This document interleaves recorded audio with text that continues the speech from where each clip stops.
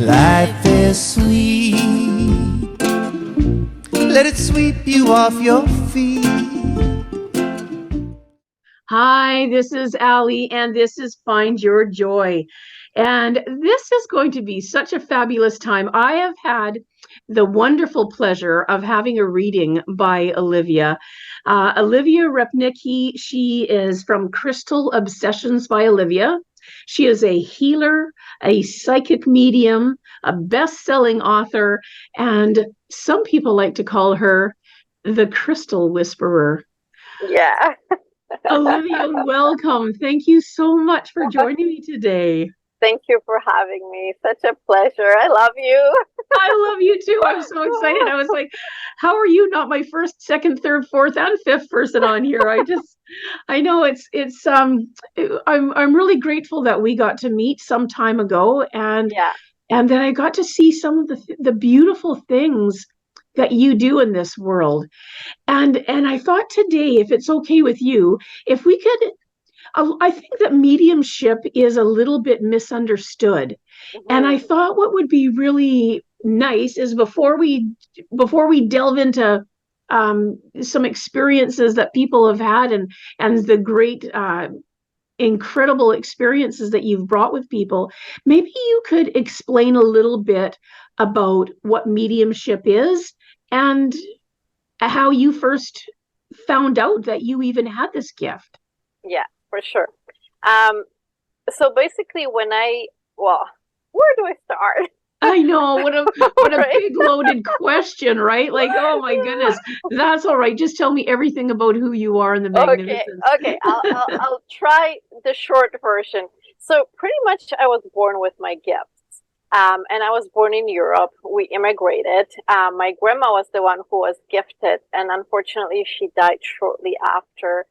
So there was nobody really to bring me into this world of the gifts of what do you feel, why do you feel it, explain it to me. The world wasn't open as it is right now. Right now we are all so interested in the self healing and all of that. It's beautiful. I love it. Um, Yes. so it was a hard time for me to be a teenager, to be a child, growing up with all these gifts, feeling that somebody has cancer, somebody's gonna die. I literally smelled death. Um, yeah, it was just bizarre. Dancing, I danced a lot because when I was dancing, I was vibing higher and I didn't feel as much, right? So dancing was my thing. Eventually, I started meeting people who gravitated towards me saying, you have these gifts, you need to use them. And of course, no, I did not ask for them. This is a curse. I don't want it. No, take it away. No, no, no, right? I'm 18 years old. No, somebody's telling me if you're not going to use them, you're going to reincarnate. I'm like, I'm going to what? Right? At 18 years old, it's like, no, you're delirious. I'm walking away. And then eventually they start getting stronger and stronger. And usually what happens with your life, something dramatic happens and your gifts just, and they go, right? And they become larger. And it's almost out of your, you have no control over it. So what happened was the birth of my child, which was quite traumatic, I must say. I was older as well. I was 38 when I gave birth to her. And I was losing a lot of blood and all of this was happening. And then when she was about 2 years old, it started happening even more. I started feeling more. And at a certain point, I said to myself, I remember just sitting up on the bed and I said, okay, universe, divine, angels, whoever's around me, show me the way because I can't live like this anymore. Show me the way. And this is when the right people started to appearing in my life. It's almost like I opened that box and I opened that door and just started coming and coming and coming. So I chose Reiki because it felt so anxious. It felt so pure, that energy. It was just untouched. I mean, I know there are different types of Reiki and I'm not saying anything is wrong with it. I just like the Usui. I like the original. So I went, yeah, right? Absolutely. Yeah. Not the watered down North American version. Oops, did I say that out loud? But yes. Well, because Yeah. not the fad, the Yeah. actual ancient rituals. Mm-hmm. Yeah. Right? right? Yes. It's just Yes. so Much beautiful. different. Yes. So I literally started working with crystals, because crystals were always a big part of my life. They always helped me since I was little. I mean, amber when I was a child, and then garnet and tiger's eye, and everything made sense. And then so many different ones. And I started making these different lines of bracelets, infusing them with that Reiki energy, putting them in stores. Mm. And I remember one client who became my friend. I mean, I've been doing this for 5 years. She was my client. She still is. I love her to death. And she said to me, she's like, I have to meet you. She found me and she's, I have to meet you. So she came to my house and she said to me, she's like, you cannot hide behind those crystals. You have to put this energy into people. So here I was in my little spare room on my knees, on my futon in front of her, giving her Reiki. And she's like, oh my God, this is something I've never felt before. You need to start doing it. And this is how I started. It opened the door, right? The people just kept pouring in. I started doing it full time. It was just word of mouth. And then I built a salon, and then, everything else followed. And then once I was doing the Reiki, somebody told me, one of my mentors actually said to me, you're going to be a medium.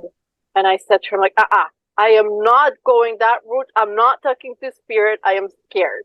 And she's like, no, you will be. Yep. A year later, guess what I'm doing?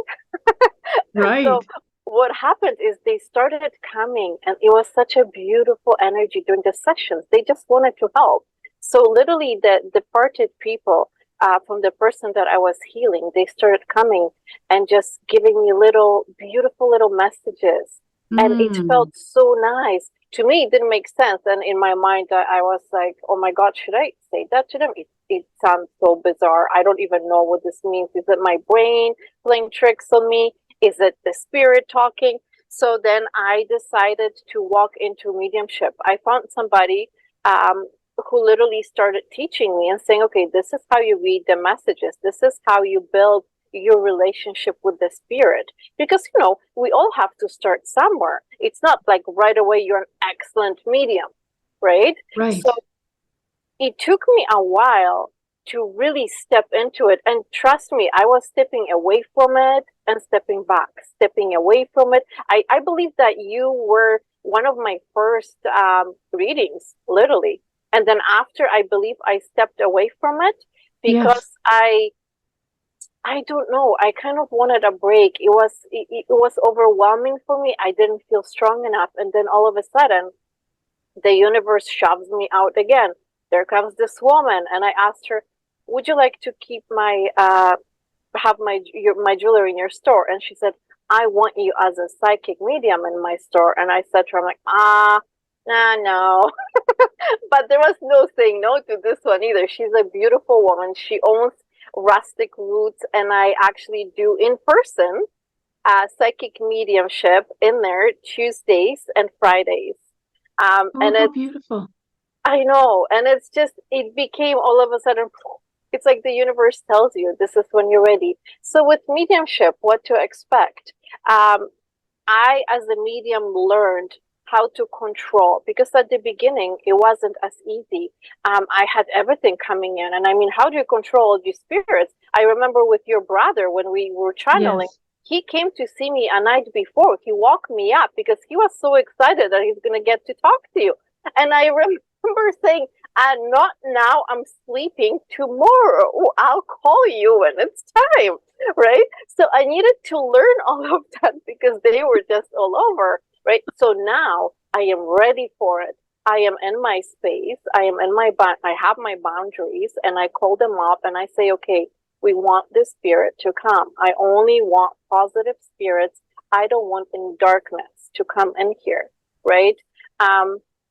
So when they do come, they usually, I don't want to know nothing because I don't want my brain to work. So I don't want somebody telling me, oh, I want my brother to come and he died doing this or that and blah, blah, blah. No, Yes. I don't want to know nothing, right? Because what kind of a psychic am I if I already know everything and I'm just repeating what you told me, right? So basically, I call the spirit to come. I see who comes. I tell you what they look like. Sometimes they show themselves to me when they were younger. So you really have to dig into it and see, oh, okay, I know who that is. their personality, and they show me something that's very particular just about them, so you would know who that is. Either their favorite color, maybe something about their face, like a big nose or funky glasses, and then they show me a memory that only the two of you would know. So then you know exactly who that is, right? And then they give me the messages. And the messages are always something that you need to hear at this moment. And they are usually very positive, very beautiful, very uplifting. They can predict the future probably better than any of us can, because they see beyond, right? Right. Sometimes we have trouble getting a soul. So what could that mean? That could mean reincarnation. That means the soul came back. That means the soul is not ready.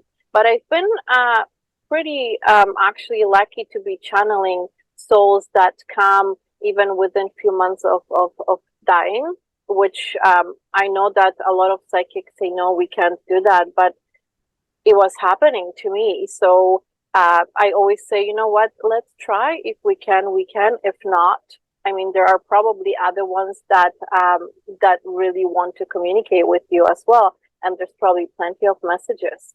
And with psychic mediumship, you can always do also psychic reading to go with that, right? To see if there are any questions that you might have. I mean, it's something really, really beautiful. I have a lot of souls that come just to apologize, that just to say stuff that they couldn't when they were alive. And you know, the thing is that they're not saying this to make themselves feel better. Yes. Because they're already in the other world, right? But they are saying this to make the ones that are left here feel better, and saying, Yes. this is why I did this. This is why I was acting a certain way. And they show me, everything is like a movie. So they show me like a movie, right? So I have to literally sometimes tell you, okay, this is what I see. Does that make sense to you? And if it doesn't, we need to start reading between the lines, right? Because it's not like, hey, Olivia, so I want to talk to Jason there. Can you, you know, Yes. it doesn't work that way, right? Right. We see in Like part. vision. Yeah. It's like my third eye, and I see everything through my third eye. And also for psychic mediums that walk into it, you really need to learn how to protect yourself. You really need to know how to learn, you know, to see the psychic medium that has that energy that is positive, so you don't bring anything with you home, right? So you do get positive messages. You can tell me, okay, I don't want to hear this, I don't want to see this person. When somebody comes in, I always ask, would you like me to get them further, to talk to them more, or would you like me to send them away? Because maybe this is somebody they don't want to talk. And sometimes I can feel the spirit kind of shy, like it's very shy, and they come very slowly, so I know something's off, right? So right now, when you say that, would that be like there was maybe some unresolved issues in their relationship before, and you're allowing the person who is still with us, the alive person, or however we want to say that, they're to create their own boundaries? Do you, that person wants to somehow let you know, but if you're not ready for that, then you get the fun. Well, that's that's interesting. I like that. Yeah, it's because you never know. I mean, like I said, I don't allow darkness. I mean, I've had some murder cases where I've had really dark spirit, and then I can feel the darkness coming, and right away say, no, you're not allowed, go back. And then I will tell the person, I'm sorry, I will not get the spirit, and it's too dark for me. I do not. I have my boundaries. I need to protect myself. I need to protect my surroundings, right? Right. Because you don't know what's going to happen, right? So it's not like you are playing with the unknown, because you are always in control. You can't fear. You are in control. Whoever is next to me is protected. I am protected. My energy is protected. If I wasn't, I wouldn't be able to do this, because the fear takes over, and the fear invites the darkness. right? Right. You know, I was thinking about this. So in my story, as I've done a lot of things around psychic or intuitive or prophetic, whatever a person would want to call it. But something that was interesting to me when you said about the fear part, the first time someone visited me after they passed was my Nana. And I never I still don't call this medium. I don't really know what it is when people have passed away and come and talk to me. I've never really called it anything, except I can just say that when my Nana passed away, when she went to go leave, when they were taking her to the hospital, I was freaking out. I wanted to say goodbye. I think as I was 11 years old, I think I knew I wasn't going to see her again. And I was quite frantic. And then we were going to visit her in the hospital a few days later, but she passed away that night. And I was so upset. And I remember crying and crying. But in my sleep that night, she came and said goodbye to me. No. It was so beautiful, right? Like Mm. she came, and I just always took it as that. I never tried to understand it. I was a child, right? And I was always, I'd had many visitations when I was a child. So I never really thought about that. And then I remember when I was, well, after my brother passed away, he came in a voice only to me the next morning. Mm. And so and when my dad came, he came. I saw him, saw him, and I've never really thought. I don't really know what I've thought of that. What is that? What would you call that? You're the expert. I'm going to put you on the spot. I don't really know what that is because I don't feel like I go around always. It's always been kind of personal, Well, I think. in order to invite that world, the other world, to come to see us, you need to believe. You need to believe because they need to use our energy to come that low, right? So Mm, if I have a skeptic in front of me, it's not going to work because your energy is blocking everything. right. Right? Just like with the healing, if I have something with my healings, I go deep, right? You don't need to tell me what needs to be healed. Nothing. I will pull that energy from you. I will go into your childhood trauma and I will heal that little girl and I will see the moment this happened. And I will heal the little girl. I will get you out of it and I will remove that from you so you can move. You can move away from it and you don't have to go in circles, right, in your life. Yes. So the same thing is with this. But if you don't believe, this is not going to happen. You lead me to your healing. Your energy, your subconscious, you're telling me where to take the energy. It's not me, it's you, right? Right. It's being sensitive energetically. Yeah, so you have to believe. You have to believe. So you subconsciously invite them, right, to come and see you. Because if you didn't want to, they wouldn't come. If you wouldn't be ready, they wouldn't come. Why did your grandma come only when you were sleeping? Because she didn't want to scare you, but yet she knew how upset you were. So she did it in a very Oh, gentle way. oh, Yeah. that's beautiful. Thank you for, oh, that's really Oh, lovely. you're Thank you. welcome. That's a beautiful way to see. I hadn't really ever thought of it. I was never afraid by any of these things, but like you said, they came in that way. That's the way. And I was thinking about the energy when you're talking about connecting energetically with people. Um, we were talking about this the other day, my daughter and I. Like our dog will know when one of us is walking down, like, and I'm talking, it's about probably a quarter mile. I'm old. I still say miles.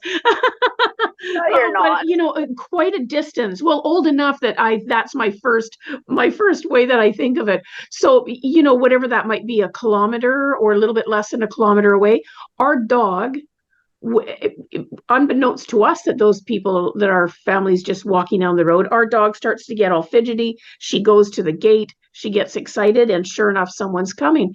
And we were talking about this, and I thought, it's not just dogs and cats and other animals. Humans, we have this ability, Yes, we do. but are we willing to explore our energies? Like, are we paying attention? Or Like you're not. saying, And the thing that's is that now we're going into chakras, and I am working on that class. Remember, I told you, oh my God, I'm working on it. I do teach different classes as well. But that chakra, I really, because I've been working on chakras so many years, and there's so much in books, but yet it's different from experience when you actually work with it, right? Like, for example, if you come to my session, the first session, I'm going to touch on every single chakra. I'm going to see what's happening. Is there energy flow, right? Like you said. So how do you feel energy? Third eye, crown chakra. If I do mediumship session, I need my third eye because this is how I see. And I need my crown chakra to be open to receive all of that. When I get tired, my brain starts pulsating and I have to stop the session, right? So I usually don't do more than 3-4 spirits. If it's murder cases, then it's a little bit less because it's darker, it's heavier, right? right. So in order to have all of this, and I'm going to tell you that if you want to do this yourself, Chakra Bible, honestly, it's the best book to have. You start with your root chakra. So you need to release everything that's happening with your root chakra, right? To have it not too open and not too closed. You just want it to have that energy flow. And then you go to the next, to the next, to the next, until you get all of these. So you have that energy flow. So you are grounded. You feel the energy around you. So you are able to walk into a room and say, okay, I'm not talking to you because you're an energy vampire. I can talk to you, right? But imagine if you don't have that feeling and you walk next to that energy vampire and you talk to them for 2 hours, guess what happens to you after? You're not protected because you don't even feel that they are taking the energy away from you, because that they're not doing it on purpose. That's how they survive. That's who they are, right? There's nothing wrong with that. But you are just an easy target because you are just open. You are so not in touch with yourself, with your body, with who you are. A lot of people have problems feeling, who am I supposed to be in this world? What am I supposed to do? You know, and why don't you know this? You are so out of balance. One of your chakras could be totally blocked, right? There's no energy flow. What if there's some childhood trauma, which I usually feel childhood trauma in your sacral, in the sacral. A lot of people have it in their sacral.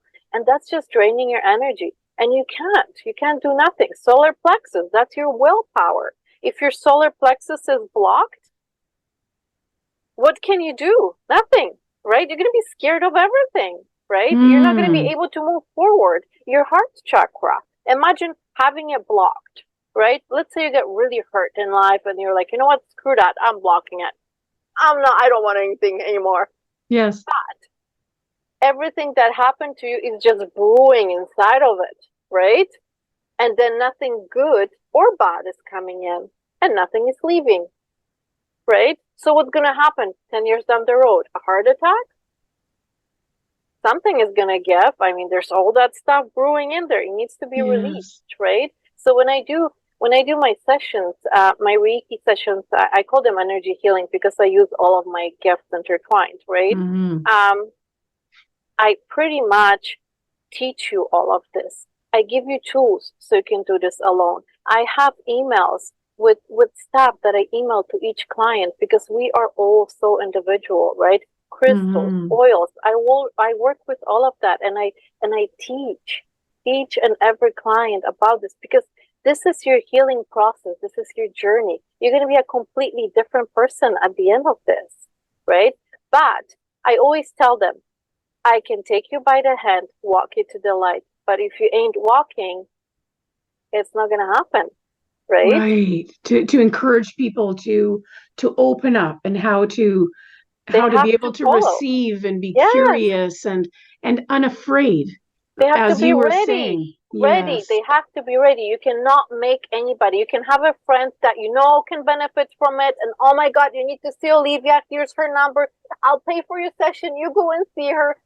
But when they're not ready, it's not going to happen. They will come because they're curious and you push them, but they're not going to follow up because they're not ready. You need to be ready with your heart.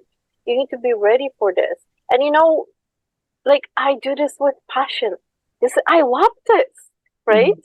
Like to me, it's huge when I see difference with people. When I get these emails from people, when I get these text messages saying, "Oh my God, you changed my life." I don't want to change the world, but I want to change your world.